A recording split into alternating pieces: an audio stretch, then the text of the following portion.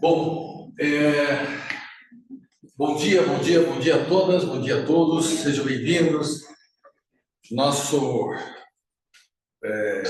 evento para a semana que vem, Rotas de Integração, já está mais ou menos elaborado. Alguns dos nossos mandaram artigos. Esses artigos serão, que são dois momentos, né? Terá a apresentação e depois, caso necessário, algumas correções, como acontece aqui também. Aí, na semana seguinte, será a nossa vez, é o nosso congresso. Espero que todo mundo aqui já tenha mandado o resumo expandido. Né? Iva? Já vamos conversar. Nós temos um prazo até amanhã. Tá? Tem amanhã o dia inteiro para fazer isso. Né? O resumo expandido são 1.500 palavras. São 1.500 palavras. O que que... Puxa vida, já está pronto o teu? Já foi? Está quase pronto. Está quase pronto. Nós ainda estávamos com alguns... até no início da semana, tinham 15 mandados. Eu espero que isso aí quadriplique no mínimo. Quadriplique no mínimo. O ano passado foram 63. Nós esperamos pelo menos aí uns 70, 80 resumos expandidos e artigos. Afinal de contas, são 26 anos. É o último ano que nós vamos fazer com a editora Memória. Nós vamos mudar o ano que vem, mas, de qualquer maneira, é um evento que também vai mudar numa época. Tá? O tema de hoje é um tema importante por várias razões. Importante porque ele significa um coroamento da adesão em 92 do Brasil à Convenção Interamericana de Direitos Humanos. A convenção é de 1969. E essa convenção ela vai criar tanto a comissão quanto a Corte Interamericana de Direitos Humanos. E a função da Corte, ela é uma função bem interessante, porque além de julgar questões, ela também e supervisionar a execução das decisões, ela também tem uma função, e a razão do trabalho de hoje é exatamente essa, tem uma função de, quando provocada, emitir uma opinião consultiva. Dentro do artigo 38 do Estatuto da Corte Internacional de Justiça, as opiniões consultivas não estão contempladas, mas, por interpretação do artigo 38, nós vamos ter que lá presente está a título exemplificativo, as fontes do direito internacional estão lá a título exemplificativo. E dentro dessas questões exemplificativas, ou seja, que não tinham sido pensadas quando da criação do Estatuto da Corte Internacional de Justiça, estão as opiniões consultivas. Então, as opiniões consultivas, elas representam um avanço na hermenêutica jurídica. Então, é uma coisa bem interessante, é um fator novo. Vocês são oriundos de uma geração nova de coisas que no passado não eram discutidas e nem levadas a sério como valores do direito. Então, nós estamos em um novo momento.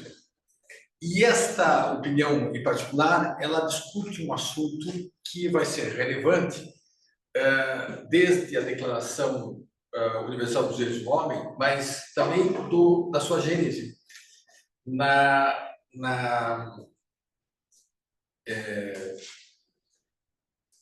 no discurso das 4 liberdades. Rediscutir democracia, o valor da democracia. Qual democracia nós estamos falando? A democracia pensada em Lincoln, a democracia pensada por Mussolini, né? Eles se chamavam de ditadura democrática, né? Fascismo. Nós vamos, ou então, no Estado Novo, aqui, que era chamada de democracia orgânica, eram democracias, tudo ligado à ideia de democracias. Pois é, esse parecer ele tem um aspecto de nos reposicionar. É curioso pensar que, antes do ingresso dos Estados Unidos na Segunda Guerra Mundial, no discurso das 4 liberdades, o Franklin Delano Roosevelt vai dizer que, das 4 liberdades, a liberdade de todo homem poder se manifestar. Liberdade é a liberdade de crença, libertação do medo e libertação da miséria. Mas a liberdade de todo homem poder se manifestar é uma das coisas mais extraordinárias, porque ela carrega atrás de si um fator extraordinário.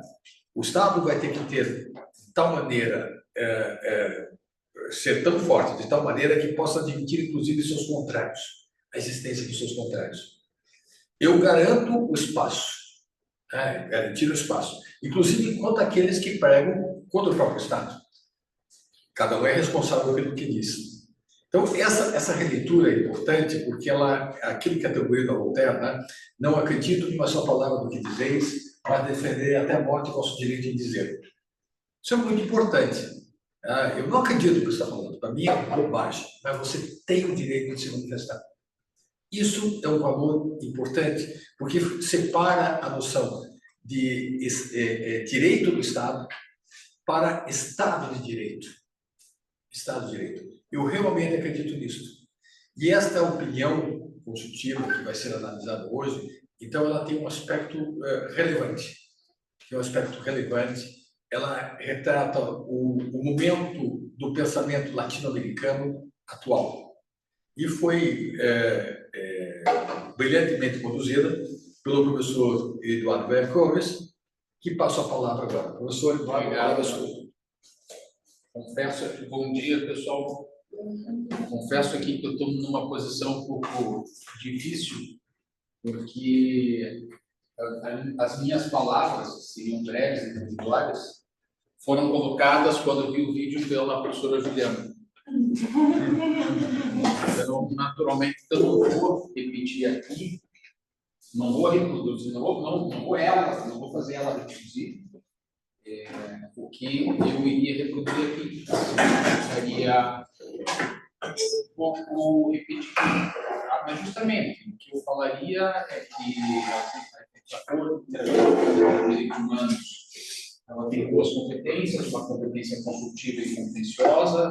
Nós trabalhamos uma competência consultiva, né, em que solicitações e pedidos são encaminhados pelos estados sobre algum ponto, algum tema de direitos humanos, algum tratado de direitos humanos, para que os juízes da Corte Interamericana de Proteção aos Direitos, Corte Interamericana de Direitos Humanos, não pode deixar eu quero. Não, continue. Continue, não interrompa, continue. Possam emitir uma opinião, tá? Só que esta opinião, no âmbito da Corte Interamericana de Direitos Humanos, naturalmente, ela não tem caráter obrigatório, ela não tem conteúdo obrigatório, tá? Ela é uma mera consulta. Agora, qual é o grande charme aqui das opiniões consultivas? O grande charme, a grande questão das opiniões consultivas é que permite-se que a sociedade civil organizada, tá? Professores, estudantes, advogados, organizações não governamentais, conselhos de direitos humanos, estados, possam apresentar amicus curiae, né? Ou seja, subsídios para que os estudos que vão ser que vão resultar em estudos, em conclusões, em auxílio para que os juízes da Corte Interamericana de Direitos Humanos possam analisar o caso. Quer que fique mais claro? Possam analisar o caso, tá? E, naturalmente, quando nós falamos sobre o conteúdo dessas decisões, né, o professor Luiz Alexandre falou sobre as fontes do artigo 38 do Estatuto da Corte Internacional de Justiça, né, que, num primeiro momento, essas opiniões consultivas, elas seriam fontes auxiliares, poderiam ser entendidas como fontes doutrinárias. Fontes doutrinárias para o direito internacional público, também para o direito internacional privado, não ensejam, não gera um dever para as partes, tá? Não gera caráter jurídico, serve como mera interpretação de decisões, de jurisprudência e assim por diante. Mas nessa toada, também nós podemos entender, e aqui eu finalizo essa minha breve exposição para não ser muito, para não adentrar muito no tema do que os outros colegas vão fazer, que o parecer consultivo, que a opinião consultiva da Corte Interamericana de Direitos Humanos, também pode resultar num papel de futura obrigação dos Estados. Ou seja, a opinião consultiva que é proferida pela Corte Interamericana de Direitos Humanos, dá um sinal, dá um norte, dá uma pista de como o Estado deverá se portar em determinado tema objeto da opinião consultiva. Dito de outra forma, uma opinião consultiva que fale sobre pena de morte. A opinião consultiva entende que a pena de morte é proibida, né?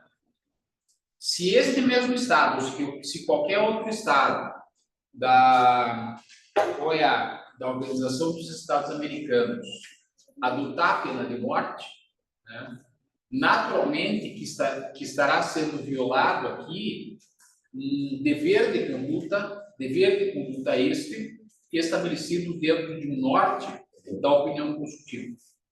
Ou seja, existe quase que um comando, se não obrigatório, uma obrigação para o futuro, para se saber como que o Estado pode agir. Tá? E também, quando nós falamos no denominado diálogo entre jurisdições, né, conforme nós sabemos, o direito interno, ele dialoga muito forte com o direito internacional.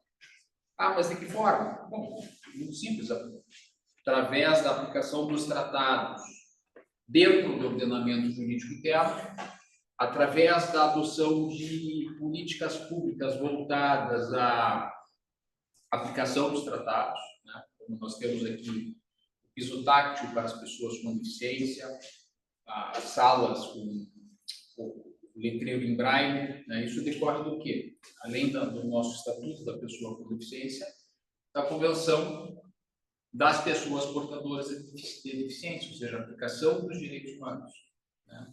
Mas também a aplicação dos direitos humanos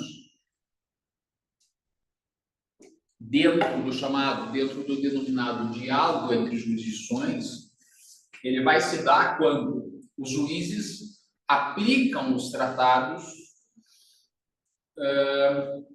nos seus julgamentos. Quando o STF realiza o chamado, denominado controle de convencionalidade, que não é aqui o tema da nossa fala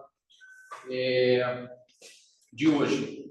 Mas nesta qualidade, qual é o papel do advogado? O papel do advogado, para que o juiz possa interpretar e aplicar corretamente os tratados de direitos humanos, ele deve invocar esses tratados nos seus arrazoados, tá? Não somente nas questões de direitos humanos, mas comércio internacional e assim por diante.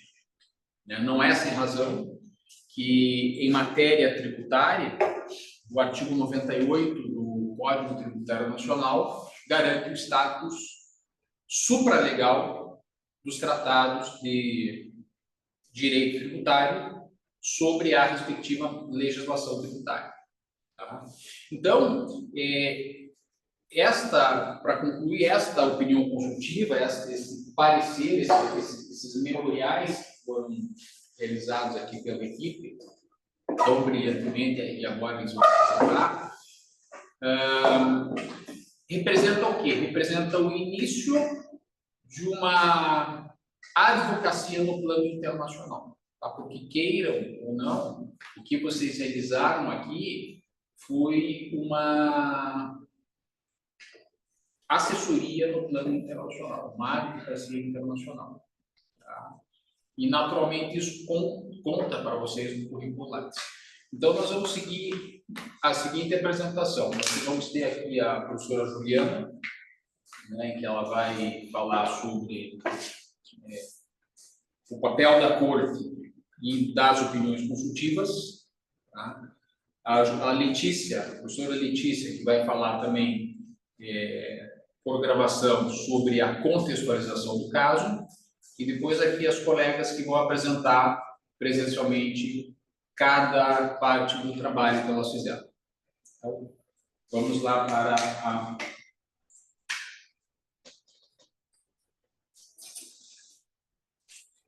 Acho que a primeira gravação que a gente tem, a primeira apresentação que a gente tem.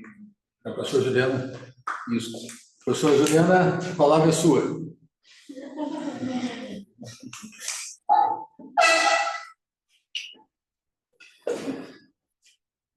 Já estamos vendo. Olá, bom dia a todos. O meu objetivo hoje é trabalhar com vocês a Corte Interamericana de Direitos Humanos. Para isso, vou compartilhar com vocês o meu slide.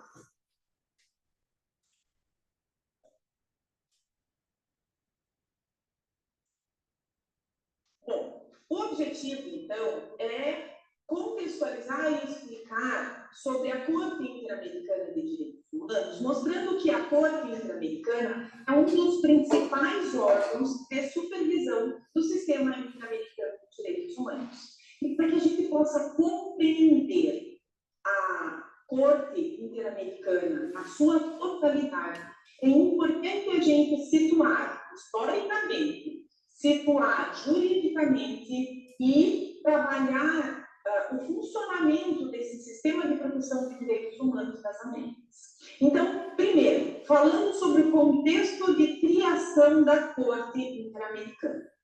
A Corte ela foi criada através da Convenção Americana de Direitos Humanos, que também é conhecido por todos como Pacto de São José da Costa Rica. Ele é composto por 2 órgãos principais. Esses 2 órgãos nomeado como Comissão Interamericana de Direitos Humanos, cuja função da comissão é trabalhar principalmente na promoção de direitos humanos e na admissibilidade das petições que são submetidas à comissão. E o outro órgão é a Corte Interamericana de Direitos Humanos. A Corte tem função jurisdicional, que é decidir os casos contenciosos que são submetidos à Corte, e também tem a função consultiva. Essa função consultiva é a função que vai trabalhar com a emissão de opiniões consultivas sobre a interpretação da Convenção e de outros tratados sobre direitos humanos. Então, por isso, nós podemos afirmar que a Corte constitui a instância jurisdicional do sistema interamericano e ela é responsável, portanto, por proferir decisões vinculantes em casos de violação a direitos humanos. Falando, então, sobre a estrutura da Corte Interamericana de Direitos Humanos, nós podemos dizer que a Corte ela é composta por 7 juízes, que são nacionais dos Estados-membros da Organização dos Estados Americanos. E esses juízes, eles são eleitos pela Assembleia Geral da OEA, com um mandato de 6 anos. com a possibilidade de apenas uma reeleição.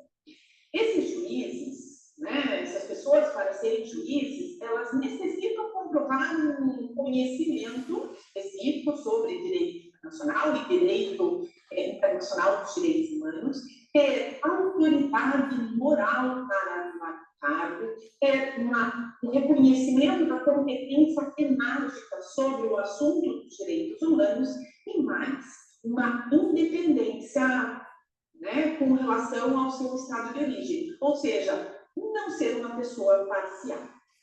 A Corte, como tem essa função de jurisdição contenciosa, ela recebe os casos da Comissão de Direitos Humanos, que são casos previstos na normativa do sistema interamericano.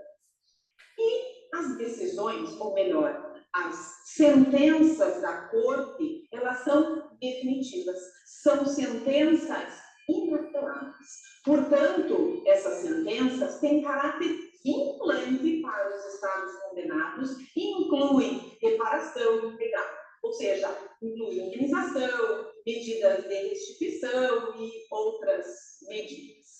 Mas o que mais nos interessa aqui para o nosso trabalho é, de fato, compreender a competência consultiva da Corte. Essa competência consultiva é aquela competência que possibilita a Corte emitir opiniões consultivas a pedido dos Estados-membros da OEA. Essas opiniões não têm caráter vinculante, mas exercem forte autoridade interpretativa sobre normas de direito internacional dos direitos humanos. E é sobre isso que vocês trabalharão mais sobre a opinião consultiva em questão. Um forte abraço a todos.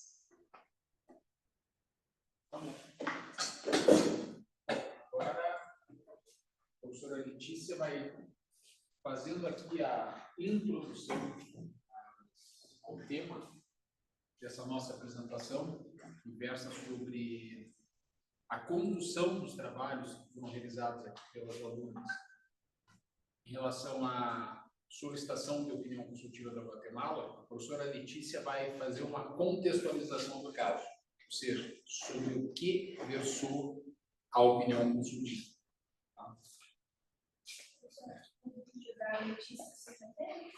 Claro. Quer entrar no meu WhatsApp? Não, não é o... Esse aí. Esse aqui? É esse de cima. Não. Esse aqui. Esse aí. Não. É que esse. Ok. Não. Acho que não.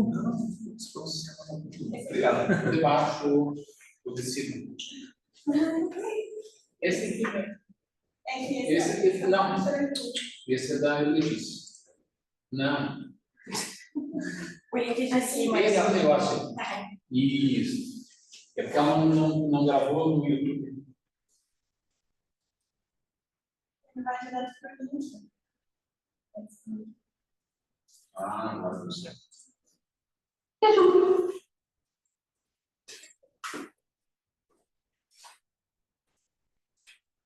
Só que tá sem Tá som. compartilhando, né? Eu não sei. Eu acho que isso está um pouco atrasado.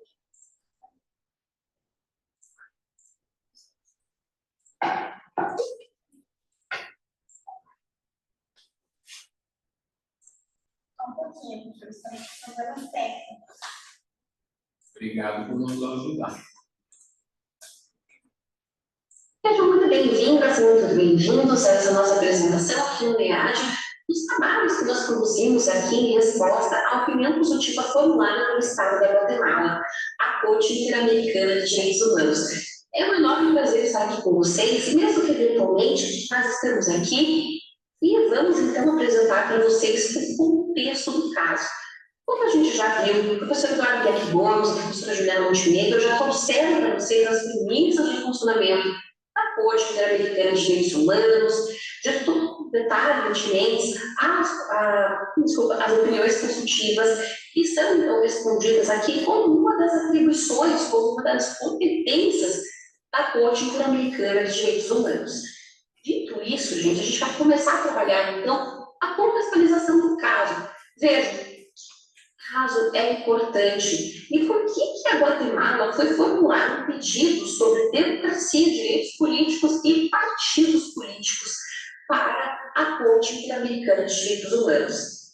E também, gente, quando o professor Eduardo nos trouxe esse desafio de trabalharmos com essa opinião consultiva especificamente, e nós nos propusemos a analisá-la e a trazer respostas para ela, selecionar algumas das perguntas, porque, afinal de contas, nós não somos obrigados a responder a todos os questionamentos que são formulados no bojo de uma solicitação de opinião consultiva, que, diga-se de passagem, são diversos, são múltiplos, como a gente já vai ver aqui para vocês. Quando a gente pega um desafio desse, temos que fazer o que nós trabalhamos, que resolve essa questão. Isso que a gente vai ver agora, neste momento da nossa apresentação.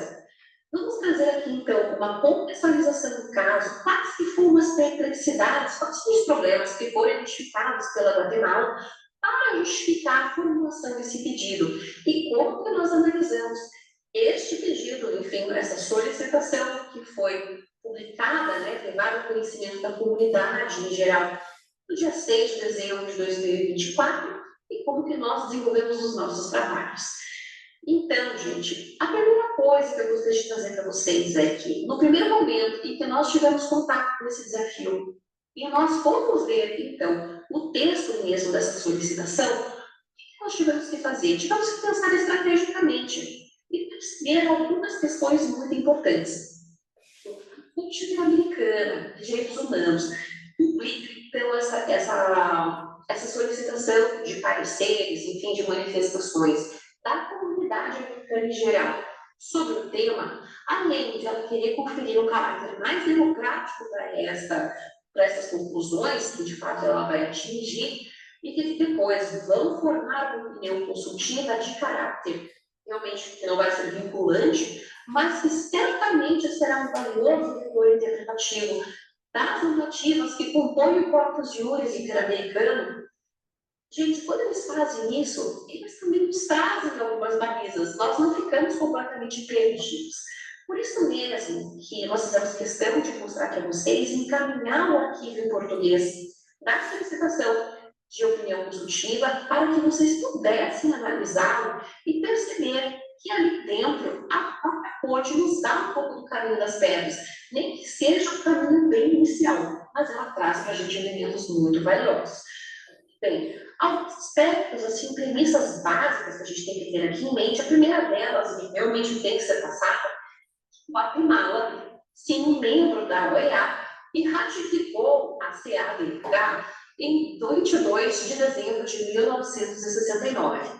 Dito isso, gente, ela já vinha membro da OEA há muito tempo, no momento em que ela apresentou essa solicitação de opinião consultiva em 6 de dezembro de 2024, né, que foi justamente a data em que isso veio ao conhecimento de todos. Estrutura da solicitação que foi vinculada à comunidade acadêmica, à comunidade em geral, é composta pelos seguintes elementos. Ela traz uma introdução em que vem todas as perplexidades, vem as autoridades, né, da Guatemala que tiveram grande interesse em veicular esse pedido, a motivação e o contexto regional, gente, que realmente é a menina dos olhos para a gente se ver aqui, porque ela traz para a gente todas as perplexidades, todo o contexto que sugeriu essa análise, e sobre essa análise, inclusive, sobre esse escopo que foi proposto, né? Vem a pergunta, sim, nós temos uma pergunta principal, e dessa pergunta surgem subperguntas, se fossem verdadeiras hipóteses, né, que a gente pudesse desenvolver aqui dentro. Pois disso também, disposições a serem interpretadas, e no final, essa parte, né, de jurisdição da Corte Interamericana, sua jurisdição consultiva, e a própria admissibilidade desse pedido. Então, com isso, eles fecham com chave de ouro tudo aquilo que eles receberam e mandam para a comunidade para angariar respostas das mais diversas vertentes, com os mais diversos olhares e com as diversas matrizes que a gente poderia ter. Então, realmente é um debate muito rico, é um debate que a gente pode realmente trazer contribuições reais e, de fato, influenciar nas opiniões da Corte Interamericana de Direitos Humanos. Vejam só, por mais que isso não tenha caráter vinculante, a gente sabe que esses vetores interpretativos que são definidos ali são muito importantes, muito relevantes, e tudo aquilo que a gente puder trazer para enriquecer esse debate é muito oportuno. Bom, Letícia, vamos continuar então a falar sobre esse ponto. Sobre o que a gente vai falar primeiro? Solicitação. Que Guatemala foi formular no final de 2024 um pedido de opinião consultiva sobre democracia, direitos políticos e partidos políticos. Afinal de contas, o que não estava claro não era o contexto que existia ali naquele momento. Vejam, a Guatemala se viu diante de uma situação específica dela mesma, vivenciada no ano de 2023, né, justamente no âmbito da Comissão de Direitos Humanos, né, Comissão Interamericana de Direitos Humanos, mas não apenas ela, mas outros países vizinhos e outros países aqui, realmente, no contexto americano, também viram políticas muito sérias e que realmente denotaram essa necessidade de um tratamento específico da Corte Interamericana no âmbito mesmo da sua jurisdição consultiva. Só são os exemplos que eles mesmos citam para a gente sobre isso. Crise política na Nicarágua, vivida em 2018, crise política na Bolívia, de 2019, a crise sociopolítica no Chile, de 2022, e também a Resolução 3 de 2023, que foi adotada pela Comissão Interamericana de Direitos Humanos no contexto das eleições de 2023, né, justamente nessa época em que houve uma preocupação com a instrumentalização do sistema de justiça e os graves riscos ao Estado de Direito na Guatemala, devido a ações e interferências internas, indevidas e arbitrárias, palavras extraídas diretamente ali da solicitação, que prejudicam o resultado das eleições gerais e o processo de transição da presidência. Significa dizer que a Guatemala se viu ali num estado realmente bastante sério e grave. Grave, né? Mas justamente um estado, uma situação alarmante, considerando não apenas o compromisso internacional que os estados têm de buscar sociedades democráticas estáveis, porque a gente vai ver ter uma sociedade democrática estável é um pressuposto para a concretização, né, de fato, depois de direitos humanos outros, né, além realmente do próprio direito à democracia, que é o que a gente vai trabalhar aqui. Mas também, gente, porque também existe uma necessária dissociar relação entre democracia e direitos humanos.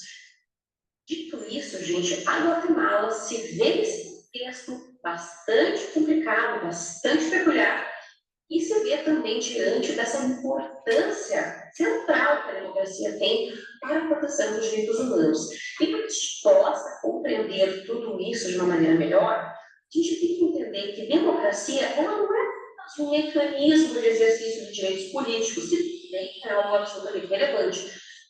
A democracia é um instrumento que permite, que autoriza o desenvolvimento e a defesa da dignidade humana. Então, por isso que nós falamos que existe essa relação muito próxima entre democracia e direitos humanos, e é por isso também nós temos que sempre pensar em proteger esses regimes democráticos. E vejam que a democracia, no contexto da Carta Americana de Direitos Humanos, é algo realmente tão importante que surge, inclusive, no próprio preâmbulo, né, como algo instrumental. Vejam, a CADH reconhece a importância da democracia no estabelecimento de um sistema de proteção de direitos humanos, justamente no seu preâmbulo, quando ela afirma que os Estados americanos signatários da presente convenção, reafirmando o seu propósito de consolidar neste continente, dentro do quadro das instituições democráticas, um regime de liberdade pessoal e justiça social, fundado no respeito dos direitos essenciais do homem. Percebam que, então, democracia tem um papel relevante desde a sua gênese, aqui no sistema interamericano. Bem, por outro lado, democracia, como nós temos, é um conceito policêntrico, um conceito multifacetado. Então, gente, isso torna as discussões mais complexas, nós temos que ter algum tipo de baliza para que a gente possa, de fato, partir e analisar o que se entende por democracia e o que se busca tutelar. Porque se a gente não sabe definir aquilo que a gente quer proteger, a gente vai proteger isso, não é verdade? Então, aí, neste momento, a gente percebe que a própria solicitação de opinião consultiva já traz esse elemento para a gente. Quando traz os 3 vetores de democracia do Daniel Garcia São José, que são aqui, né, enumeradamente, ali para a gente poder enumerar para vocês. Legitimidade dos governantes, intangibilidade dos direitos humanos dos governados e prestação de contas. Então, gente, nós percebemos que existe um ponto de controle, certo? Uma proteção realmente até contra o Estado, né, aqui, e a legitimidade dos governantes em si. Estes pontos aqui vão ser muito relevantes para a nossa análise, como a gente vai ver depois. E os tipos de democracia também a gente tem que pensar, também permeou uma série de outros pontos absolutamente relevantes. Ponto de desenvolver o papel de liderança na formação de instrumentos internacionais. Vejam aqui o artigo 1º da Carta Democrática, o artigo 26 da CADH, o artigo 28 da Declaração Americana de Direitos Humanos e a opinião consultiva 8 de 87, que tratam justamente de pontos atinentes à democracia. Outro reflexo bastante importante para que a gente entenda essa ideia de consolidação da democracia no âmbito americano, o estabelecimento de cláusulas democráticas em diversos instrumentos para além também da OEA, né, assim, campos mais específicos, se tratando também de imigração, por exemplo, no Mercosul, né, o protocolo do Ushuaia sobre o compromisso democrático, o protocolo do Washington, que no âmbito realmente do sistema interamericano de direitos humanos, do artigo 13 da Carta Andina para a promoção e proteção dos direitos humanos e o protocolo adicional ao acordo 4 da Aliança do Pacífico. Pontos muito importantes. Vejam que tudo isso pode mal conta, porque durante toda a história do desenvolvimento do sistema interamericano de direitos humanos, a cada vez mais nós nos aproximamos da possibilidade de reconhecimento da democracia como direito humano a todo. E mais do que isso, veja que interessante, nota-se fazer isso, até apontado aqui na própria solicitação, é que a CUT-BH pode levar em consideração que a defesa e a proteção da democracia na América constituem norma de direito consuetudinário regional. Vejam que aqui a gente já tem algo aqui um pouco mais concreto e que vai, de fato, produzir efeitos, né, mais cogentes do que a interpretação que nós temos aqui. Mas vejam que é muito importante. É um passo bastante delicado, bastante contundente, diga-se de passagem. No marco do desenvolvimento progressivo da plena efetividade dos direitos, surge a questão de saber, então, gente, se a democracia, além de ser um sistema, pode ser caracterizada como um direito humano protegido pela CADH, à luz do conteúdo da Carta da OEA e da Declaração Americana, de acordo com os parâmetros interpretativos da Carta Democrática. Dito isso, gente, são os objetivos dessa solicitação de opinião consultiva. Fornecer parâmetros definidos para a simulação da definição e posterior exercício do direito à democracia, com base na integração normativa internacional e razão da preocupante situação política e social da região, como nós já vimos. E também contribuir com tudo isso, também após fornecer esses parâmetros para a simulação e definição nesse exercício, posterior exercício do direito à democracia, mas também contribuir para a consolidação da democracia na região, para a promoção e defesa dos direitos humanos. Tido esses objetivos, foi formulada, então, uma pergunta principal a ser respondida, que é a seguinte: à luz do direito internacional, percebam que, entre parênteses, a gente vai perceber a menção aqui a todo corpus juris, né, que a gente teria aqui dentro do sistema interamericano, e vai em seguida da pergunta, fechando parênteses. Então, à luz do direito internacional, da Convenção Americana sobre Direitos Humanos, da Carta da Organização dos Estados Americanos, da Carta Democrática Interamericana, da Declaração Americana de Direitos e Deveres do Homem e de outros instrumentos aplicáveis, surge a seguinte questão: Estados são obrigados a garantir e promover a democracia como um direito humano protegido pela Convenção Americana sobre Direitos Humanos, como um meio para o desenvolvimento social, político e econômico e o exercício efetivo dos direitos humanos, sobre ambas as suposições.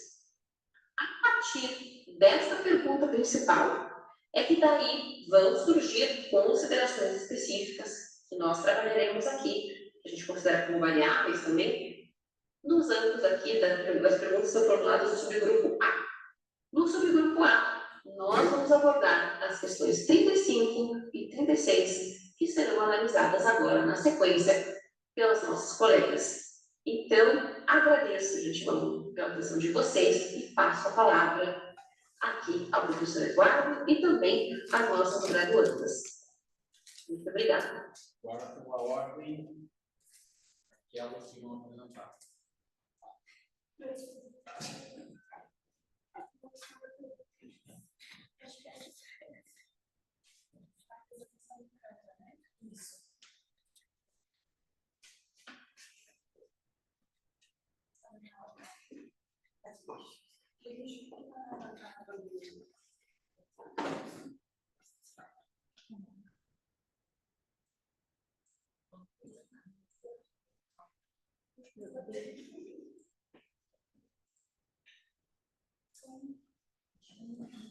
Então, nós vamos ter o desenrolar de conceitos importantes. A premissa, a discussão começa, vamos colocar ali,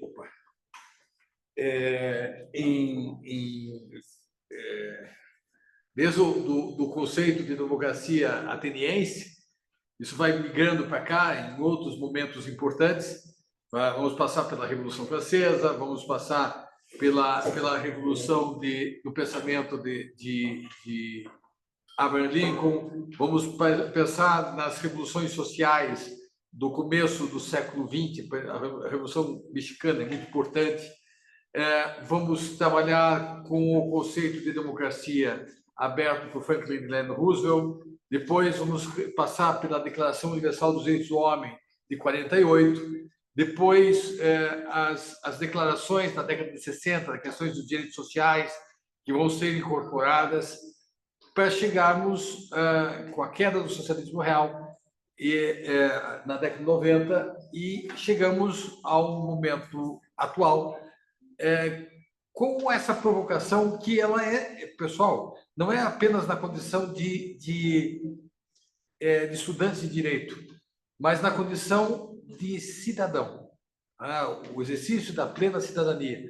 Esse é um ponto importante que a Iva vai também tratar sobre esse aspecto. Então, Iva, a palavra é sua. Obrigada, professor. Então, vai ser uma introdução bem breve, na verdade. Eu, a Luísa e a Fernanda fizemos o ponto 35. Então, eu, pelo menos da minha parte, fiz a introdução e também trouxe um dos casos emblemáticos e também a resposta à subpergunta em relação à Carta Democrática Interamericana. Então, a nossa pergunta, só para ilustrar, nós fizemos essa subdivisão, porque cada uma das perguntas na solicitação, elas podem ter recortes diferentes. Então, a primeira é, quanto ao seu exercício, o direito à democracia, protegido pela Convenção Americana, é suscetível de proteção no nível individual ou coletivo, ou em ambos os níveis? Então, da minha parte, eu fiz uma proteção lato sensu do direito à democracia. Então, as meninas passaram para o âmbito individual e para o âmbito coletivo de proteção à democracia. E a outra pergunta seria, no mesmo sentido, se o direito à democracia é suscetível de proteção em sua esfera coletiva, à luz do artigo 1º da Convenção da Carta Democrática Americana, uma sociedade ou um povo pode ser considerado vítima de violação do direito à democracia? Então, aqui a gente vai ver que nós já temos materiais, nós já temos o arcabouço jurisprudencial que defende a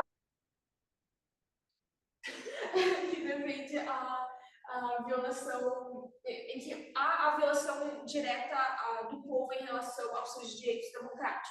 Veja que perguntas que têm um conteúdo extraordinário. Sim, e é muito interessante porque a gente tentou, como as outras opiniões consultivas que nós já fizemos com o grupo, a tentar achar materiais, especialmente doutrinários, fora do que a corte normalmente usa. Então, na minha pesquisa, eu citei bastante a Flávia Pietrangelo, porque ela traz em alguns dos seus escritos a questão de como todos os sistemas de direitos humanos, tanto regionais quanto globais, eles fazem a proteção, eles têm um entendimento único, entre aspas, eles têm um consenso que o direito à democracia é um direito humano. Então, isso é muito interessante, porque é um das matérias de direitos humanos que há um consentimento, um consenso internacional em relação à necessidade de sua defesa. E aqui só uma observação. Veja, a construção da democracia ela é ocidental. Tá? Ela é ocidental. Nós vamos ter aqui no continente americano a participação através do Pacto de São José de Costa Rica. Temos a Europa, a Corte Europeia de Direitos Humanos, o Conselho Europeu. Não, mas tem a Corte também. Tem a Corte. Temos na África, tem as tentativas de implementação. E temos nos países árabes uma interpretação um pouquinho diferente de direitos humanos, mas não temos na Ásia. Não tem tentativa asiana. Mas a ASEAN é do Sudoeste Asiático. Então é o Sudeste Asiático. Nós não temos ali no subcontinente indiano, na China. Então são alguns aspectos que têm que ser levados em consideração. Esse espectro, ele é um espectro importante. Vamos pensar no Oriente Próximo. Vamos pegar a parte do Irã, vamos pegar o Azerbaijão, que seria europeu por conceito meramente uma forçação, mas tudo bem. Então, nós vamos ter ali situações que são importantes serem observadas, serem analisadas. E que, de repente, a ordem do discurso no sentido da democracia pode atingir povos cuja formação seja distinta da formação ocidental. São valores distintos. Vamos pensar o confucionismo, vamos pensar o taoísmo, vamos pensar mesmo o budismo é possível, mas dentro do Islã, algumas democracias. Relativismo e universalismo cultural. Exatamente. Nós entramos num aspecto importante que o professor observou. Então, o exercício disso se aplica ao nosso continente. São valores do nosso continente. E olha lá, não vai se aplicar a Cuba nem a Venezuela. O Huntington, ele não considera a América Latina como Ocidente. Mas o Alain Rouquier considera. O Alain Rouquier coloca-nos como o extremo Ocidente. Como o extremo Ocidente. E é uma coisa bem interessante. Então, pensar nesse dualismo que nós temos aqui mesmo, como resolver. Por isso que essas perguntas são importantes. Sim. É por isso que também nós, na introdução, nós tentamos delimitar realmente. Então, nós tratamos a democracia em um contexto ocidental, quando a gente fala dessa uniformidade de interpretação, e também a gente tratou a América Latina como Ocidente por causa da nossa cultura em relação à democracia. Então, por causa do nosso histórico em tentativas de implementação, mesmo que muitas vezes fracassadas, a gente considerou a América Latina dentro do arcabouço ocidental. Mas esse é um apontamento bem interessante, até porque a gente começa a questionar se direito à democracia é índios códigos ou não. Então, realmente, pelo menos nos meus estudos, eu consideraria que teria... É que eu sou bem crítica a relativismo cultural. Então, mas ao mesmo tempo... Porque eu acredito que, estudando a história de toda a nação, nós conseguimos tirar a necessidade... Pelo menos a existência de direitos humanos em algum momento daquela história. Então, a gente considerar o contexto atual daquele país não necessariamente significa que aquele país sempre esteve nessa situação de violação de direitos humanos, a indiferença em relação à democracia. Então, eu acho que qualquer nação, mesmo que em seus primórdios, assim, dá para ter a interpretação que ela pode voltar ao estado de, pelo menos, proximidade com direitos humanos. É que nós temos que evitar os anacronismos. Né? Tem que evitar anacronismos, colocar valores de agora para o passado. Então, esse tem que ser um cuidado. Porque, vejam, nossa formação, nós recebemos imigrantes de todos os locais. Como os Estados Unidos também receberam de todos os locais. Como é que a matriz nossa pode ser tão distinta quanto a matriz americana? Nós recebemos as mesmas matrizes, os mesmos grupos étnicos. Então, qual é a diferença? Teve uma sobreposição inglesa lá, talvez. Então, o valor de Locke, ou então a carta de Mayflower, teve um valor significativo na formação do pensamento da democracia norte-americana. E na nossa questão, o quão é importante porque ela é extraordinária, o Pacto de São José de Costa Rica, essa discussão para implementar nos povos latino-americanos. Esse é um fator muito interessante, porque há mais proximidade do Estado do Meio, se pensarmos ali a China imperial, seja Han, seja Ming, e as sociedades pré-colombianas, do que pensar a sociedade pré-colombiana com valores de democracia atual. Então, há uma mudança curiosa nesse setor. Por isso, a tua pergunta ela tem que ser trazida à luz da atualidade, aplicar aqui, são valores nossos aqui nesse momento. Nós somos o resultado de uma miscigenação extraordinária. Você, eu, o professor Biak, então é um fator importante. O resultado desse nosso somatório faz com que nós consigamos pensar também de uma ideia como nação, mas de uma maneira diferente do que os mesmos migrantes que foram para os Estados Unidos, que foram para o Canadá, isso é muito interessante. Tá? Então, por isso a tua pergunta ela é relevante, porque ela nos traz a reflexão. E, de certa forma, a carta, tanto a convenção quanto a Carta Democrática, elas trazem a possibilidade do país ir de acordo com sua história, a sua história de imigração, a sua história de colonização consequente. Então, não é algo que nós procuramos demonstrar na opinião constitutiva como se fosse a democracia deve ser tratada dessa forma, implementada dessa forma em cada país. Mas, ao mesmo tempo, a gente teve o consenso de que a gente iria adotar a democracia representativa, nós iríamos considerar princípios, por exemplo, de David Miller, e eu também trouxe bastante a Amartya Sen, por causa especialmente do histórico por trás do pedido de opinião consultiva.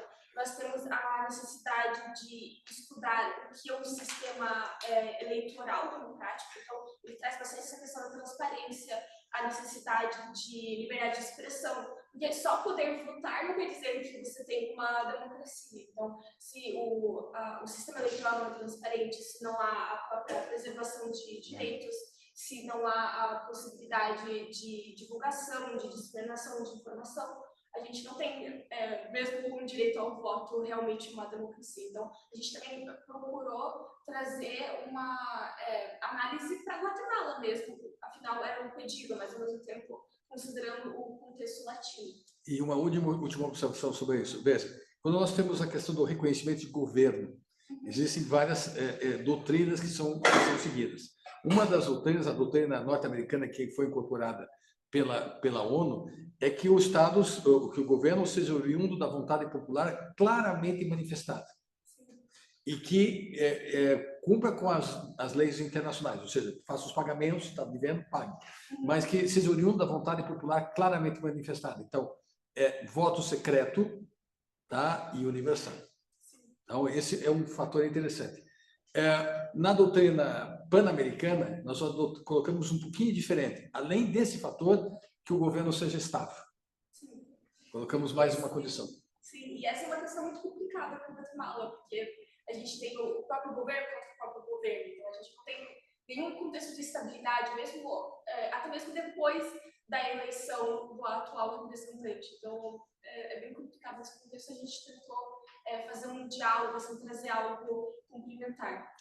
Não esquecer que a Guatemala é o núcleo do povo maia. Sim. Então, por isso que eu falei das questões pré-colombianas, as culturas pré-colombianas, que o pensamento não se falava muito nesse tipo de questões. Não é uma tradição tão greco-romana cristã, não é essa tradição tão forte. Por isso, esse comentário. Sim, é por isso que é tão importante a gente tratar aqui a autodeterminação. Porque sem autodeterminação a gente não tem nenhum contexto e visão de democracia. Mas isso eu vou tratar na seguida, mas eu passo a palavra agora para a gente adentrar mais dentro dessas perguntas. Bom, gente, pode passar, por favor. Eu confesso que eu fiz uma abordagem um pouco mais técnica, eu já vou entrar no conteúdo, mas foi a minha primeira opinião consultiva. Então, eu lembro que quando eu comecei a fazer, eu olhei e falei, gente, o que está acontecendo? Eu não sei o que está acontecendo, eu até mandei mensagem para ele e falei, pelo amor de Deus, nos explique, a Lê nos ajudou muito também, porque eu não sabia por onde começar. Então, quando o professor falou, vamos fazer o sumário, foi uma coisa que clareou as ideias, e até uma coisa que a gente utiliza também quando eu fazer artigo científico, eu gosto muito sempre de começar pelo sumário e daí ir destrinchando, né? Então, eu vou começar por aqui porque foi o que me trouxe clareza, então, para tentar esclarecer um pouco qual foi o nosso pensamento. Como a Rico mostrou, a gente tentou destrinchar um pouco a pergunta, e dentro dessa abertura, nós trouxemos tópicos e subtópicos. Eu fiquei mais no tópico da proteção da democracia como esfera individual e coletiva. Então, é o que eu vou trazer mais para vocês posteriormente, que parece ser simples, mas quando a gente vai aprofundando a temática, a gente vê que não é tão simples assim de tem que defender todo mundo e pronto, acabou. Não é tão simples.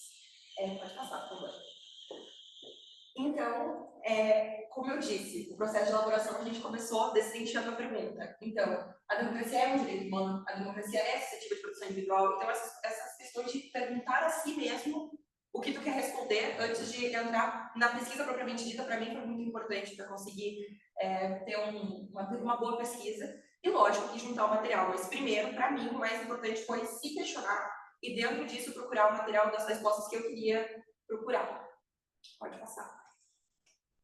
Então, agora, como eu disse, não poderia deixar de entrar no conteúdo, que também é importante. Nós partimos do pressuposto que a democracia tem que ser protegida na esfera individual, na esfera coletiva e em ambas. Mas essa proteção não é tão simples, não é uma coisa... como é que eu posso dizer, a proteção coletiva não é uma coisa muito simples de ser feita. Como a gente protege todo um povo, a nação, como isso acontece, né? A Lívia vai entrar mais depois quando ela vai tratar um caso, mas enfim, vamos focar um pouco aqui. Sobre a proteção individual, eu acho que é uma coisa meio evidente, né? Porque a democracia em si, trazendo até o que eu falou do direito ao voto, é evidente que tem que proteger a democracia na esfera individual, você não poder escolher a roupa que tu vai sair para trabalhar, você não pode escolher o teu estilo de vida, o teu cabelo, enfim, é evidente que tu não tem uma democracia no país. Então, é evidente que tem que ter até etimologicamente falando, demos povo, cracia governo. Sim. Então, aí esse trabalho que vai ser desenvolvido. Qual povo que nós estamos nos referindo? Exatamente. E daí a gente entra justamente nessa discussão da proteção coletiva, né? Porque se tu tem o direito de uma pessoa sendo barrado, então você não pode votar, todo um povo, toda uma nação está na iminência de ter o seu próprio direito à democracia afetado, né?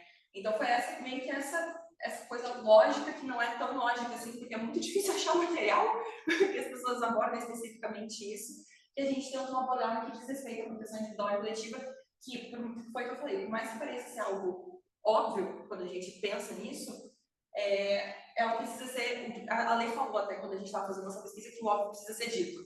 Então foi meio que essa questão que a gente passou a abordar, e dando essa introdução a gente entra posteriormente numa análise de caso, na análise pelo artigo 1º, e assim a gente foi desenvolvendo a nossa pesquisa. Então, como eu disse, acabou que a minha análise aqui da apresentação foi muito mais técnica, muito mais do o que fazer, porque se alguém tiver interesse na opinião construtiva é muito legal. Mas o desespero que eu senti quando eu olhei e falei, gente, como assim, por onde eu começo? Não foi tão legal assim. Então, eu acho que é meio que isso, assim, o conteúdo que eu mais abordei, que eu mais pesquisei foi isso. Agora, falando, parece muito simples, mas eu juro para vocês que não foi. Não é? Para você conseguir, pessoal, o trabalho que o NEAD está fazendo sobre a liderança aí do professor Eduardo e de vocês, ele tem um significado extraordinário. Realmente é a inserção da própria PUC na seara internacional e obrigar a criar a consciência, né? Porque, de repente, como é que você vai criar através da pesquisa? Você vai ter que pensar como é que eu vou tornar isso factível. Exatamente, porque nem tudo que está na nossa cabeça a gente consegue pôr em palavras, né? E ainda temos um detalhe, né? Porque no processo de construção de vocês, né? de vocês acadêmicos, vocês vão ter que se basear com a opinião dos outros. Ainda não acham. Segundo fulano de tal. Isso é muito difícil. Exatamente. Eu falei até quando eu estava fazendo pesquisa, eu comentei com a minha mãe, eu falei, por que ninguém fala o que eu estou pensando? Eu não consigo falar, eu não tenho propriedade para falar, e é isso, pronto. Então, foi até um desafio, assim, para achar o material que efetivamente transparecesse o que eu queria dizer e ainda conseguir linkar com, né, o que estava na minha cabeça, o que eu queria passar para o papel, enfim. Mas é muito interessante, é muito legal, o trabalho ficou muito bom, ficou bem extenso, inclusive. Ficou bem extenso porque a gente abordou muitas coisas. Foi o que eu mostrei ali, o nosso sumário crescendo, os outros subgrupos também, de dividindo. Então, ficou bem interessante, assim, eu gostei muito. Que bom. Agora, a Riva vai falar sobre os casos que eu havia mencionado, sobre a Carta Democrática. Bom, até pela questão do tempo, eu vou passar bem brevemente. Então, a gente tem a carta, ela é de 2002, se não me engano. Ela foi o principal elemento que nós temos que considerar aqui e que nós consideramos na opinião consultiva é a própria titularidade coletiva que ela dá. Então, é no âmbito do direito à democracia no seu nível coletivo, e ela traz a necessidade do povo poder escolher o seu próprio sistema estatal, o seu próprio sistema em que ele gostaria de ser governado. Isso também relaciona ao caso que eu selecionei, então, para passar. A gente mencionou outros casos, mas até para praticidade, eu selecionei esse daqui, que é os povos indígenas Taguete, eu não sei pronunciar, mas nós temos vídeos no YouTube de pessoas do grupo tradicional que conseguem pronunciar melhor.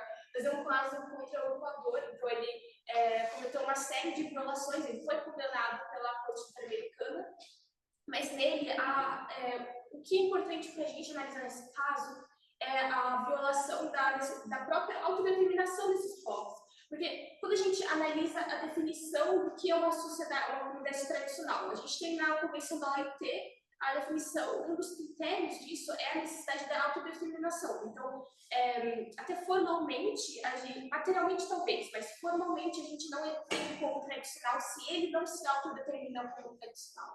Então, essas populações da Amazônia, elas escolheram estar isoladas, não isoladas, mas estarem à parte da sociedade, então não terem interferência estatal, não terem interferência da população majoritária do país. Então, é o direito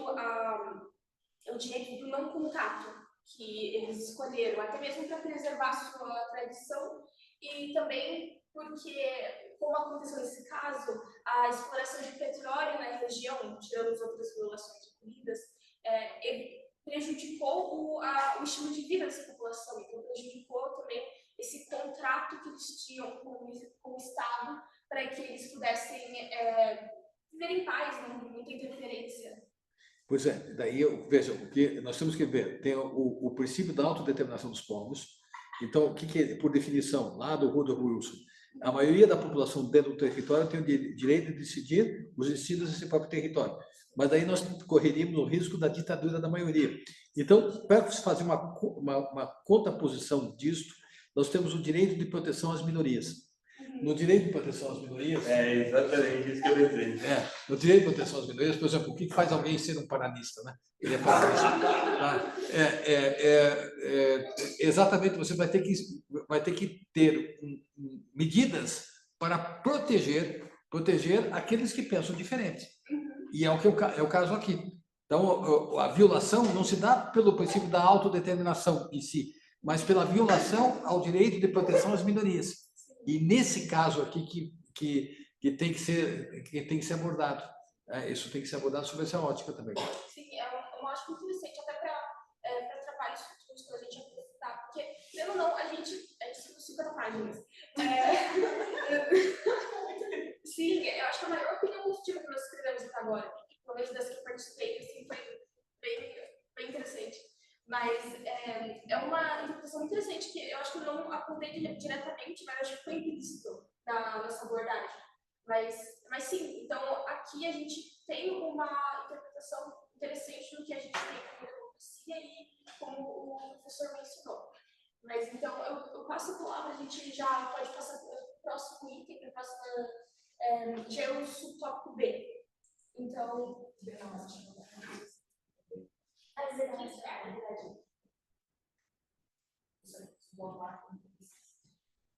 Olá, bom dia. Me chamo Ana Beatriz e nessa opinião positiva eu tive a oportunidade de trabalhar na pergunta 36. E é muito interessante a gente fazer um link com a pergunta delas, porque enquanto a pergunta delas fala sobre a proteção do direito à democracia, a nossa pergunta trabalha, podemos restringir esse direito? E se podemos restringir esse direito, como devemos restringir esse direito? Então, elas falaram da proteção do direito em todos os seus níveis e aspectos, e nós vamos falar. Podemos restringir esse direito? Se podemos, como devemos restringir esse direito para que não seja arbitrário, para que a gente também não ofenda a proteção desse direito. Então, a gente tem que restringir sem ofender propriamente esse direito. Então, a nossa pergunta diz assim: à luz do direito internacional e da jurisprudência da Corte Interamericana de Direitos Humanos, que permite medidas estatais que restringam direitos somente se forem necessárias em uma sociedade democrática, é compatível com a Convenção Americana sobre os Direitos Humanos que os Estados implementem medidas ou ações que restringam o direito humano à democracia? Se sim, com quais orçamentos? Então, se a gente olhar para a pergunta, a própria pergunta nos diz que o direito internacional e a Corte permite sim que haja restrição a esse direito. Mas a pergunta, ela efetivamente questiona se essa restrição seria compatível com a Convenção e, se sim, quais pressupostos que o Estado deve obedecer para que essa restrição seja legítima. Então, para elaborarmos essa pergunta, nós também estruturamos um sumário, onde nós estruturamos as considerações iniciais, as admissibilidades das restrições de direitos humanos, tanto na Convenção, e a gente também traz outros dispositivos de direito internacional. A gente fala também sobre os parâmetros de controle das restrições, então quais são os pressupostos que o Estado deve obedecer para que essa restrição seja legítima, e também a prevenção de abusos e garantia da proteção dos direitos e as considerações finais. Nesse sentido, a gente precisa entender como que a gente quer responder essa pergunta. E para isso a gente elaborou uma tese argumentativa admitindo que, embora as restrições sejam admissíveis em caráter absolutamente excepcional, as restrições de direitos humanos no âmbito da Convenção Americana somente se mostram compatíveis com o sistema se elas forem estritamente fundamentadas em 4 critérios, que são legalidade, finalidade legítima, necessidade e proporcionalidade estrita. É muito importante a obediência a esses critérios para que a gente preserve o núcleo essencial dos direitos e também a gente possa impedir medidas estatais arbitrárias ou desproporcionais. Então, esse tema ele é muito importante porque quando eu falo de restrição ao direito de democracia, ela também acarreta a restrição a outros direitos interdependentes. Então, ao interpretar a Convenção, o que a gente pode analisar? Que a atuação do Estado, ela sempre deve estar ligada à finalidade protetiva da Convenção e dos direitos que estão ali postulados. Então, para que essa restrição tenha legitimidade jurídica, é preciso que ela seja compatível com os parâmetros definidos na Convenção. Então, a título de exemplo, eu trouxe nós trouxemos dois artigos, um da Convenção e outro do Pacto Internacional sobre Direitos Civis e Políticos, que eles admitem restrições. No artigo 4º, a Convenção, ela fala que as restrições permitidas, elas devem ser aplicadas implementadas de acordo com as leis que forem promulgadas por motivo de interesse geral e com o propósito para o qual houverem sido estabelecidas. E o Pacto Internacional, ele também admite restrições em situações excepcionais que ameacem a existência da nação. Mas também eles devem ter proporcionalidade com a situação exigida. Eles também não podem ser incompatíveis com as demais obrigações do pacto e também não podem acarretar discriminação por motivo algum. Então, é importante destacar que essas situações que a gente analisou na opinião consultiva, elas não permitem nenhum tipo de restrição arbitrária. E para que a restrição seja legítima, ele precisa estabelecer e obedecer 4 critérios, que são os critérios que a Isabela vai apresentar para vocês.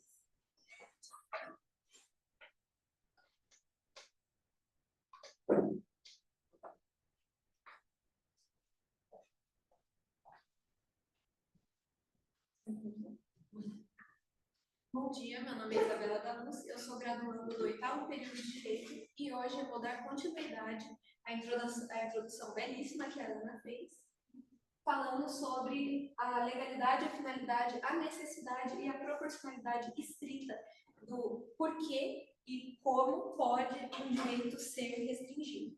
Como vimos na introdução, um direito sim pode ser restringido e ser legítimo pela estar sendo legítimo pela CADE, mesmo em uma sociedade democrática de direito.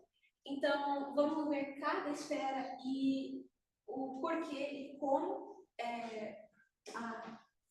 acontece essa necessidade, as necessidades da restrição. Aqui, na legalidade. Existem 2 ramificações dentro da legalidade. É necessário que essa norma seja oriunda do Poder Legislativo, logo não podem ser feitas restrições via decretos ou outros meios, pois isso feriria a segurança jurídica, essa seria a outra ramificação. É necessário que os cidadãos tenham a segurança jurídica de por quem, como e quando essa norma pode ser, esse direito pode ser suspendido. Então, eu posso citar o caso de Baiana Ricardo versus Panamá, em que o Estado demitiu em massa servidores com base em normas infralegais. Logo já descartada a legalidade com as normas infralegais e não passa nem pelo primeiro critério para que haja a legalidade. Então, passando por esse, temos a finalidade, onde é necessário ter uma finalidade legítima para que esse direito seja restringido.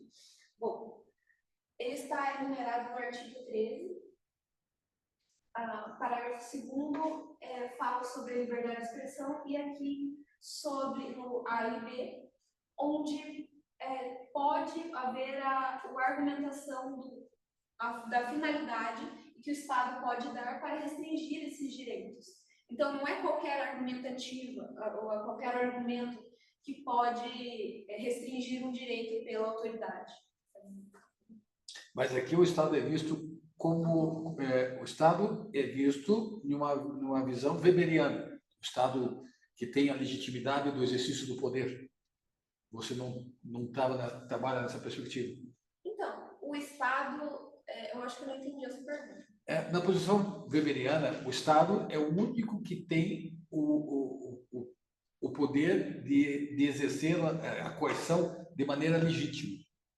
Então, ele pode, sobre aquelas argumentativas, sobre a ARCAD enumera mesmo aquela forma. E ela irá analisar se, caso a caso, né, não pode haver a ginástica jurídica dependendo, é que o presidente, tanto o presidente quanto o governador pode restringir esse direito com base naquelas finalidades. Ele não pode esticar a finalidade.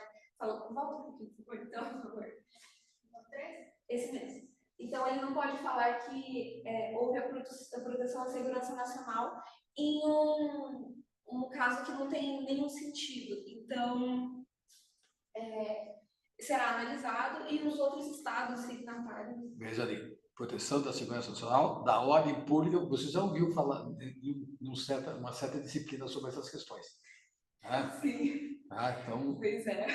exato, ela ficou subjetivada. O alegar proteção da segurança nacional, da ordem pública, ela é subjetivada. O que só atenta contra a nossa ordem pública. Mas o que é a ordem pública? Lembra-se, que nós já estudamos, tá? A questão contemporânea e relativa, então, ao tempo e espaço. É o pensamento médio da população, é o que vai colocar. Então, é um aspecto interessante. Muito obrigada.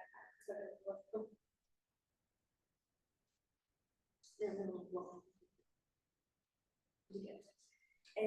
Então, passando pela finalidade, então, eu trouxe um comentário geral, número 34 do Comitê de Direitos Humanos da ONU, em que ele adverte que a moral pública deve ser interpretada de forma restritiva e pluralista. Os governos não podem impor a moral oficial para calar as vozes dissonantes.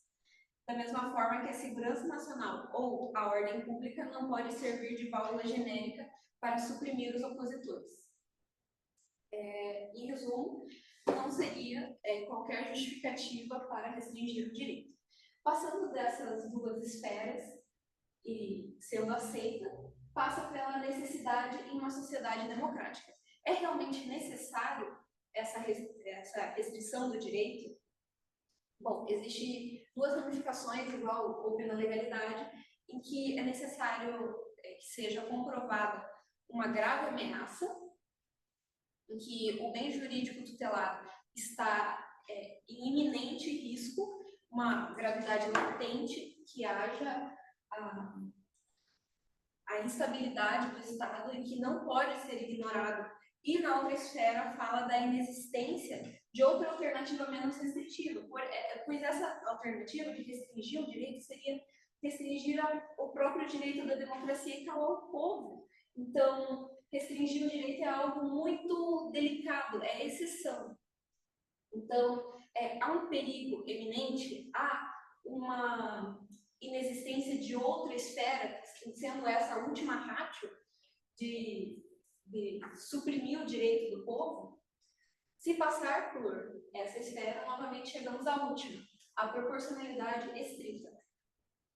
Posso citar na necessidade o caso da tribo indígena Yamata, não sei pronunciar da forma correta, na Ianiquaraga, onde o Estado excluiu os candidatos indígenas de uma eleição pelo pretexto de que eles não formalizaram da forma correta a candidatura do partido indígena. Mas a corte analisou e percebeu que era um critério completamente desnecessário e eles suprimiram aquele direito político da tribo de forma quase opressiva, excluindo o povo da eleição. Então, esse foi a justificativa que a ONU,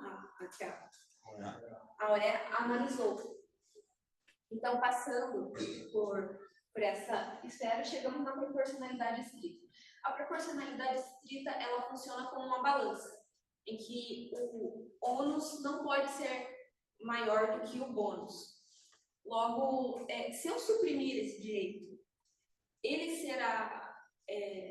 haverá mais malefícios do que benefícios? Será de uma forma em que eu vou recorrer a suprimir o direito no Estado democrático, sendo que a voz do povo que deve permanecer? Então, eu trouxe um caso como o filme, acho que é bem conhecido, que é A Última Tentação de Cristo, em que o Chile censurou a sua exibição, sendo considerado blasfemo. Então, isso foi muito acima, eles tinham outras formas de tentar amenizar essa situação do que correr para a censura em um Estado democrático. Então, a doutrina reforça que a proporcionalidade guarda a relação com a ideia do núcleo essencial dos direitos.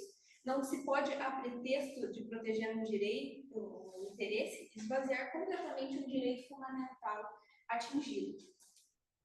Então, agora chegamos, terminando todas essas esferas, eu posso falar sobre, existem direitos que podem ser suprimidos, mas outros que de nenhuma maneira podem ser suprimidos. E eles estão enumerados no artigo 27. Artigo 27 da CAD, onde fala dos direitos que não podem, em momento algum, nem que o Estado esteja em colapso, suprimidos ou limitados. Aqui temos a proteção à família, o reconhecimento. Então, veja que eu sou uma coisa, proteção à família, direito ao nome, direito da criança, direito à nacionalidade, direitos políticos. Então, eles não podem, aqui falando sobre a suspensão de garantias, não pode em nenhuma maneira, nenhuma esfera serem suprimidos. No ano de 1980, vários países, vários estados se viram em conflitos internos e emergências. Eu posso citar houve a ditadura peruana em Fujimori, onde eles restringiram os direitos civis sob o pretexto de combater o terrorismo e foram julgados inconstitucionais quando exerceram a estrita necessidade. Então, cada caso contencioso, cada opinião consultiva é uma forma de ensinar os governos, é uma forma de educar os governos e mostrar que, mesmo podendo limitar, nem todos os direitos podem ser limitados. Só para não ficar com o artigo na tela, pode botar. Aqui, obrigada. Então, para concluir, os 4 critérios da legalidade, finalidade, a necessidade e a proporcionalidade estrita não são meras tecnicidades. Elas são alicerces de um modelo normativo que coloca a dignidade humana e a democracia no centro. Cada critério violado acende um alerta. Sem a legalidade, há restrição arbitrária. Sem a finalidade, é abusivo. Sem a necessidade, é excesso de poder. E sem a proporcionalidade, ela é injusta.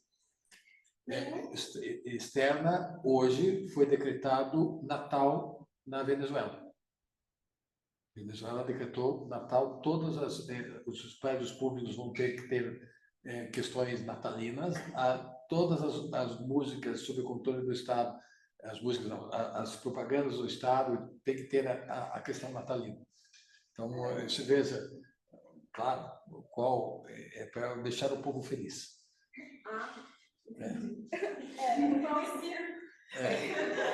Basicamente. Então, se veja, então a necessidade, vejo que, como o professor bem lembrou, Cuba e Venezuela são fora, são párias nesse momento, do sistema interamericano. É complicado, eu não vou comentar, está sendo gravado, mas nenhum Estado parte do Pacto de São José pode alegar ignorância desse teste qualificativo, pois violar ele seria violar o direito humano de responsabilização internacional. E a Corte não hesita em condenar as leis vagamente autoritárias, os atos administrativos discricionários ou sentenças judiciais que sacrifiquem desnecessariamente os direitos convencionais. Em última análise, a democracia não é apenas um arranjo político-jurídico, é um direito dos povos. E como direito tem guardiões atentos. Essa é a lição que ressoa toda a jurisprudência e deve ser levada adiante. Com rigor técnico e, por que não, com emoção, pois trata-se do futuro dos nossos direitos e da nossa liberdade. Muito bem.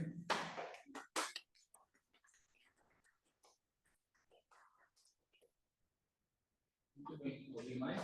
Não, fechou, professor. Fechou. Então,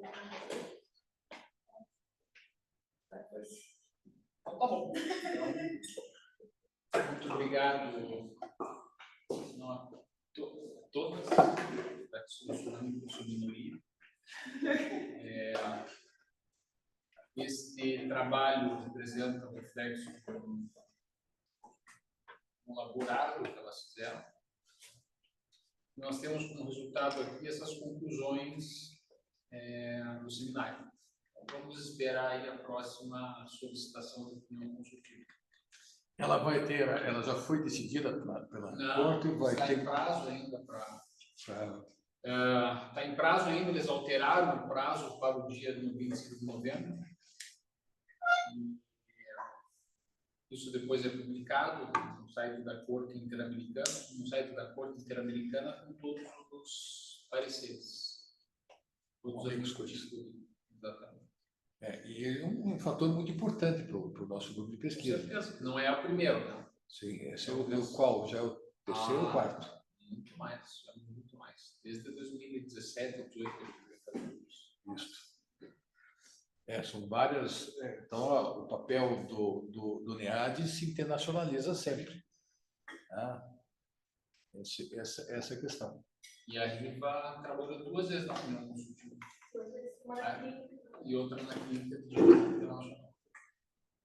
Excelente. Bom, obrigado. Antes de encerrarmos o reforço aos trabalhos, o teu já está pronto? Mais ou menos. Então, o prazo até o dia 5. Até o dia 5, até às 23h59. Vamos manter falando dia 5, tá? Obrigada. 23h59. Não, a ideia é que o problema é o seguinte: qual é a correção disso? Nós estamos com poucas pessoas, precisamos de mais apoio, principalmente dos mestrandos e doutorandos, para poder auxiliar essa parte. Nós vamos precisar, não tanto a semana que vem nosso encontro vai ser em Foz do Iguaçu. Eu estarei pensando em vocês, aquele calor terrível, mas de terno e gravata, diz que a previsão é para cima de 30 graus. Puxa vida, vai ser algo emocionante para mim. Mas, ao mesmo tempo, daí na semana seguinte são os nossos seminários. O seminário, daí é o nosso congresso. O nosso congresso, dia 17, são os professores que vão participar. Eu espero que vocês assistam, vai ser pelo YouTube. Uma participação importante, que são professores de grande relevância nacional e internacional. Hoje, falou-se em direitos humanos, um dos professores que vai apresentar é o professor da Pablo de Olavide, que é professor de direitos humanos, e que, de repente, contatos com ele para fazer um mestrado ou um doutorado fora, lá em Sevilha. Sevilha é uma cidade muito terrível, aquela arquitetura decadente, só que não, uma cidade maravilhosa, e a universidade é muito bonita, e que pode, de repente, veja, são os contatos que nós fazemos e que abrem horizontes. Eu posso falar de cadeira, eu fiz tanto o meu mestrado como o doutorado, foram frutos de contatos meus com professores em congressos. Professores em congressos. Isso aqui sempre abre horizontes. São possibilidades. Vocês vão ver em primeira mão alguns professores que são estrelas das suas áreas. A maior autoridade brasileira de direito das catástrofes, o professor Sidney Guerra. A maior autoridade brasileira em direito marítimo, que é a professora Eliane Calaviano. Uma grande autoridade de uma visão mais moderna de direitos humanos, que é o professor Francisco Infante, o embaixador Paulo Roberto de Almeida, que é um expert na parte de tanto de política internacional quanto de política mercosurina. O professor Ricardo Seidefus é o primeiro doutor em relações internacionais do Brasil. Ele foi membro da Comissão de Direito Internacional, da Comissão Interamericana de Direito Internacional, e de Direitos Humanos também da Comissão. Ele foi 2 vezes, foi reconduzido 2 vezes. Então, são pessoas que têm a possibilidade, já está com seus 80 anos, são possibilidades de vocês conhecerem, de repente trocar informações. Isso é algo rico, é algo rico, embora seja online, seja online. Daí no sábado, no dia 18, nós vamos ter, já reservei todas as salas aqui estão reservadas para o nosso GT. Vai ter, como vai ser a estrutura dele? Então nós vamos ter o presidente da banca, da mesa, juntamente com mais alguém, se for possível. Vão apresentar, terão 10 minutos de apresentação. Certamente o presidente vai fazer os links. O professor Eduardo sempre tem dúvidas, né, professor? Tem. Sempre tem dúvidas, ele faz parte. Aí vai pedir alguns esclarecimentos, troca de informações. É um momento extremamente rico, porque vocês vão aprender muito. No GT se aprende muito. São visões extraordinárias. Se aprende muito. Então será no dia 18. Depois nós vamos ter o Universitas. E está marcado quando? Quando é que está marcado CIMIC? o CIMIC? Semana do dia 22. Semana do dia 22. A nossa apresentação já tem data? A nossa, que a nossa é a banca internacional, não sei. Mas já foram publicadas as datas do CIMIC. Sim, as datas sim. As apresentações. Sim, mas os horários das apresentações? Eu sei dos meus. Eu tenho que ver. Tanto de acompanhamento dos orientantes como de avaliação. Ok. Vou ver também. Então, será um mês de outubro bem intenso. Nós teremos a atividade da Comissão de Direito Internacional, juntamente com a Comissão de Direitos Humanos, no final do dia 30, que vai ser discussão sobre liberdade religiosa. No começo de novembro, nós temos sobre propriedade intelectual na Federal. E também teremos os 80 anos da ONU, que vai ter da Comissão de Direito Nacional, do lançamento oficial da obra que nós fizemos ali dos 80 anos, em conjunto com a Lepadia e o Grupo de Pesquisa de Integração Regional da Unicinos. Vai ser um mês com grandes atividades. Vai ser. Obrigado. Então, de grandes atividades. Eu agradeço a presença de todos. Alguém tem alguma pergunta, alguma questão? Parabenizo a vocês que apresentaram hoje. A mãe que está aqui presente, orgulhosa da filha, é sempre importante, porque o tema que a tua filha apresentou é um tema de uma grande relevância. E ao apresentar de uma maneira tão robusta, de conteúdo, denota exatamente, só dá vazão, vejo nosso orgulho pelos filhos e orgulho pelos alunos. Me perguntaram por que está. Você ainda está dando aula? Me disseram, sim, qual é a razão? Vocês são a razão. Eu confesso a vocês que é emocionante ver vocês apresentando, ver o resultado da pesquisa de vocês. É extremamente gratificante. Porque serão os próximos juristas. Vocês serão os próximos juristas. Vocês vão nos suceder, espero que muito bem. Aqui, o NEAD dá oportunidade. Cria as oportunidades para vocês. Por isso que eu estou obrigando vocês a publicarem o resumo expandido. Por quê? Porque faz diferença. Vai fazer diferença lá na frente. Eu sei disso. Eu sei que faz a diferença. Pessoal, hoje é sábado. A vocês meu brinde. Parabéns ao grupo. E nos encontraremos daqui 2 semanas. Semana que vem vai ser online, no congresso, tem várias apresentações online. Depois eu passo o link para vocês. Na outra já é o nosso congresso. Tá bom? Um abraço a todos.